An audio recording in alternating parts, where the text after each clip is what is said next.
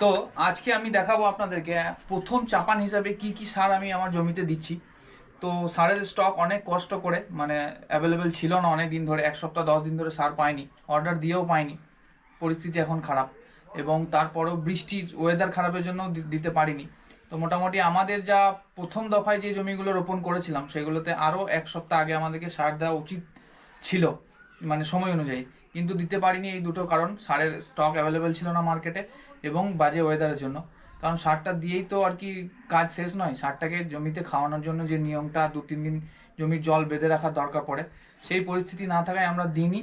তো ইনশাল্লাহ সার চলে এসছে, এই যে দেখতে পাচ্ছেন এটা হচ্ছে ডিএপি। তো আমি ডিএপি দেবো এখন আপাতত, আর সাথে দেবো ইউরিয়া এবং আরও যেটা একটু কম্পোজিশন বাড়ানোর জন্য যে সেটা হচ্ছে এইটা দেবো, সেটা হচ্ছে হিউমিক অ্যাসিড। এবার কোনটা কি পরিমাণ দেবো সেটা আপনাদেরকে বলে দিচ্ছি। তার আগে আর একটা কথা বলে দিই, যেটা বেশিরভাগ মানুষই কনফিউশনে থাকে যে কোন সারটা দেব। আর আমি ডিএপি বা কেন দিচ্ছি, 10-26-26 কেন দিচ্ছি না, বা 14-35-14 কেন দিচ্ছি না। দেখুন, 14-35-14 বা 10-26-26 এটা হচ্ছে একটা ব্যালেন্স রাসায়নিক সার।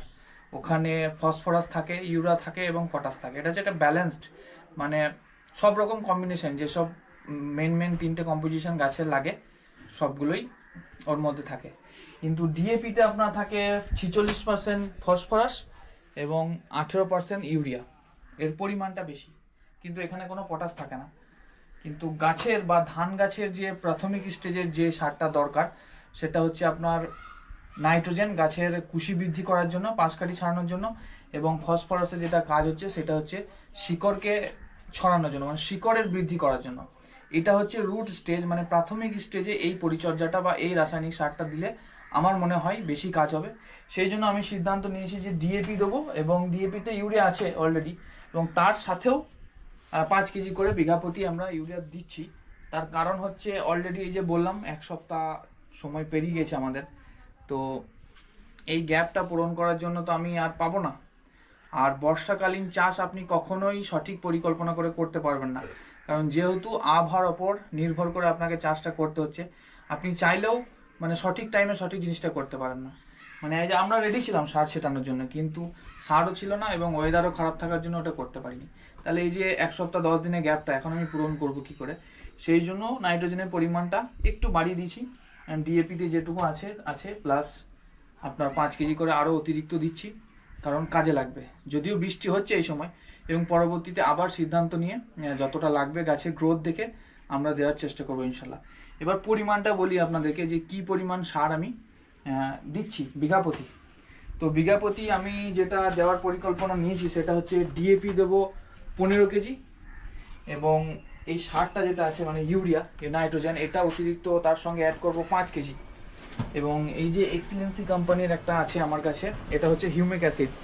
এটা গাছের ওভারঅল গ্রোথ করবে, কালার নিয়ে আসবে এবং শিকড় বৃদ্ধিতে সহায়তা করবে অতিরিক্ত হিসাবে। এটা আমার অভিজ্ঞতায় আমি 3 বছর থেকে ব্যবহার করছি, এর কাজ খুবই ভালো এবং দেওয়াটা অবশ্যই দরকার, দাম খুবই কম। এটা বিঘা প্রতি আপনারা দেবেন 250 ml যদি আপনার মনে হয়। এর কাজ কিন্তু মানে দুর্দান্ত কাজ, মানে সারটা যে আপনি দিচ্ছেন সেটা যে গাছের মধ্যে মানে খাওয়াতে হবে, তার মেন কাজ করে থাকে এই হিউমিক অ্যাসিড। এটা আপনি ডাস্ট হিসাবেও দিতে পারেন, আছে সেগুলোর দাম একটু বেশি পড়বে, বাট আমি সবসময় লিকুইডটাই প্রেফার করি, যেহেতু একটু বড় পরিমাণে চাষ আছে, খরচ বাঁচানোটা ধ্যান রাখতে হবে। তো সেই জন্য আমি বড়টাই সবসময় মানে লিকুইডটাই সবসময় প্রেফার করি। এবার একটা জিনিস বলে রাখি, যেহেতু ভিডিওতে বলছি আপনাদেরকে, সার ছেটানোর 2 থেকে 3 দিন আগে বা 1 সপ্তাহ আগে যদি আপনি দিতে পারেন হিউমিক অ্যাসিডটা, বেস্ট হয়। তাহলে গাছ ততদিনে আপনার রুটটা ছেড়ে দেবে, আর তারপরেই আপনি যখন সারটা দেবেন তো সঙ্গে সঙ্গে টানবে। কিন্তু আমাদের যেহেতু একটু বড় চাষ, তো বারবার ছেটানোর সমস্যা, এটা তো বালি দিয়ে ছেটাতে হবে নর্মালি। তো আমি এবছর সিদ্ধান্ত নিয়েছি যে একটু এই রাসায়নিক সারের সাথেই এটা আমি ছিটিয়ে দেবো। তো বাস আজকে এই পরিমাণটাই আপনাদের সঙ্গে শেয়ার করলাম যে কোন সারটা কোন অনুপাতে আমি দিচ্ছি। বাকি কিভাবে সার ছেটাবো বা আরও জমির কন্ডিশন অনুযায়ী যে সার ছেটাচ্ছি, কোন জমিটা আমার কি কন্ডিশন এবং কিভাবে সারটা ছেটাবো, সেই স্পেশাল জমি যেটাতে সার কম লাগবে বা বেশি লাগবে এবং কেন লাগবে, সেই ভিডিও আপনাদের সঙ্গে পরে আমি শেয়ার করবো ইনশাল্লাহ। এখন আপাতত বেসিক মানে ওভারঅল যে আমি সারটা প্রোভাইড করছি জমিতে সেইটা আপনার সঙ্গে শেয়ার করলাম। ভালো থাকবেন, সুস্থ থাকবেন।